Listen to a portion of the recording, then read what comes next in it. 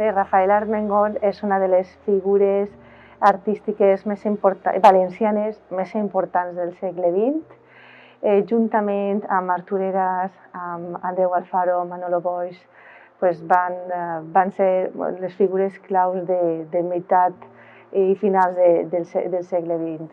Van revolucionar en aquest sentit el panorama artístic i és per això que Xàtiva està portant a terme un projecte en el que ja ha apostat, són 3 anys seguits apostant per aquestes figures valencianes, per crear aquests projectes, aquestes exposicions en què es mostra l'art d'aquestes figures i tot el patrimoni artístic de la ciutat de Xàtiva.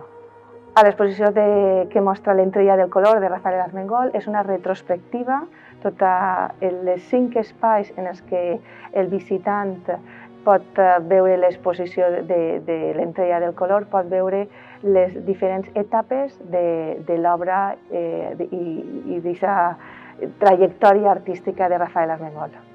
L'exposició de l'Entrella del color està ubicada en 5 espais distints. Ara mateix ens trobem al Sant Domènec, a l'exconvent de Sant Domènec.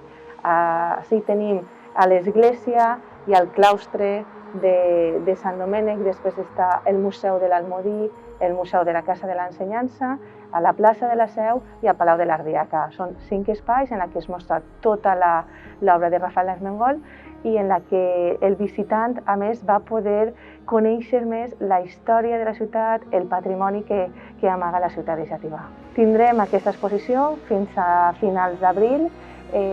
L'Ajuntament ha organitzat a banda unes visites guiades tots els diumenges i festius a les 11 del matí que qualsevol persona pot entrar a la pàgina web de xativaturismo.com i allí reservar per fer la visita guiada, que és una manera de poder conèixer l'exposició a través d'una visita guiada que mostra el que, com comentava, mostra tota l'obra d'Armengol, però també van contant anècdotes de la vida d'Armengol i a la vegada van contant curiositats de tots aquests edificis, magnífics edificis que té la ciutat de Xàtiva. Per a la ciutat de Xàtiva, el nostre producte, el que mostra a nivell turístic, és un producte cultural i és el que nosaltres estem intentant apostar per posar-la en el mapa com una ciutat capital, capital cultural. Xàtiva té un patrimoni artístic que no té altres ciutats, és un patrimoni únic i aquestes mostres d'art és una manera de poder posar en valor tot aquest patrimoni, dinamitzant-lo, dotant-lo d'un contingut com són les obres d'aquests artistes.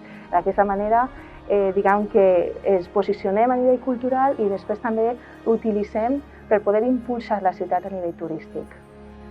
Ara, per exemple, a la programació de Nadal tenim el Belén, que el Belén és un reclam turístic molt gran. Visiten més de 200.000 persones el Belén de Xàtiva cada any, venen de fora de la comunitat, fins i tot per poder visitar el Belén. I després, al llarg de l'any, també se fan altres projectes, s'aposten per altres projectes per intentar impulsar-la. És, per exemple, un dels exemples, la Fira Borja, que va tindre lloc el passat novembre, coincidint amb la festivitat de Tots Sants, o és aquesta mostra d'art que estarà fins a finals d'abril. És important vindre a veure Xàtiva. Xàtiva té molt que oferir al visitant. El nostre monument estrella és el castell, però hi ha molta gent que després no es queda a la ciutat i la ciutat ofereix encara un patrimoni molt valuós. Per tant, creem tots aquests projectes amb la intenció que la gent puga visitar la ciutat, puga conèixer la ciutat, puga conèixer més de la seva història. Sabem que Xàtiva ha sigut bressol dels Borja i bressol de moltes altres figures clau de la història del País Valencià i d'Espanya també.